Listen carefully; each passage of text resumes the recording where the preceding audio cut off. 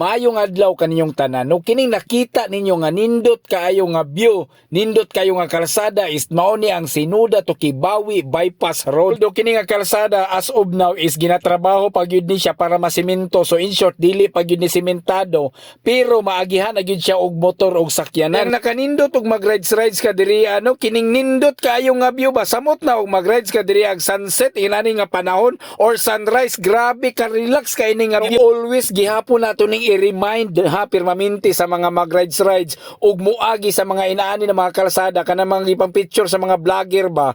Always yun natong i-remind sa kanang wala pa nakaagi dira, wala pa nakaadto dira nga mas pinaka safety gyud nga mulabay mo og mga kalsada. Adlaw ra gyud mo nga mag-rides pag mga inaani nga mga kalsada ba kanang wala pa gani ka makaagi, wala pa ka makaadto unya ang imong giubanan wala pud kaadto, wala pud katuod. So para mas ma-appreciate nimo ang isa ka lugar, para mas ganahan ka magtan-aw baka na makaingon bitaw kag ayusa diri nga lugar oy nakaagi jud ko ning lugar nindot kayo og view. Kay dili nimo ma-appreciate ang isa ka lugar kung unsa siya kanindot kung mo rides ka diri og gabi.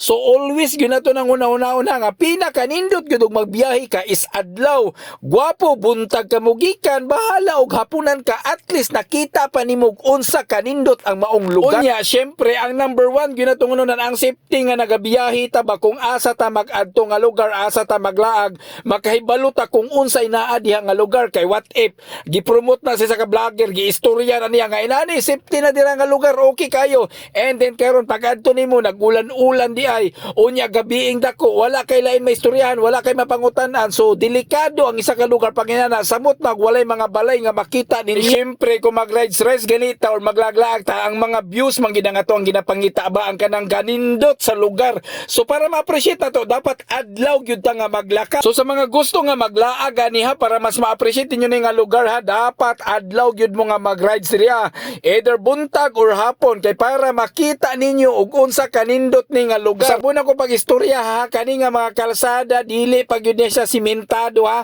Makita naman ninyo sa video nga dili pa siya simentado pero okay kayo ni agian og sakyanan og motor, safety kayo basta dili lang puting ulan ha. Kay para maiwasan nato ang mga danlog kay syempre bainani ba makita man ninyo ang kalsada nga dili simentado di ba?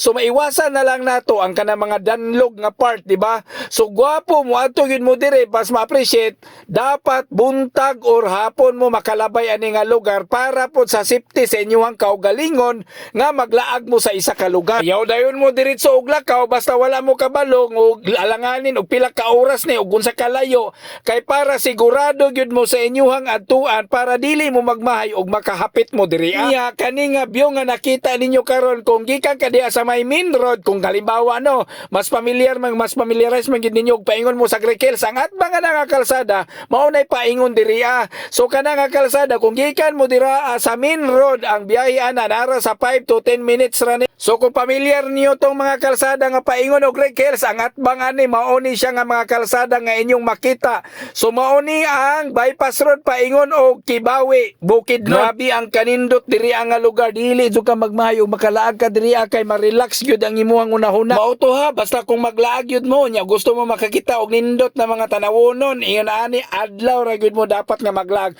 para sa inyong mga safety. Okay? So laag na mo diri sa Sinuda.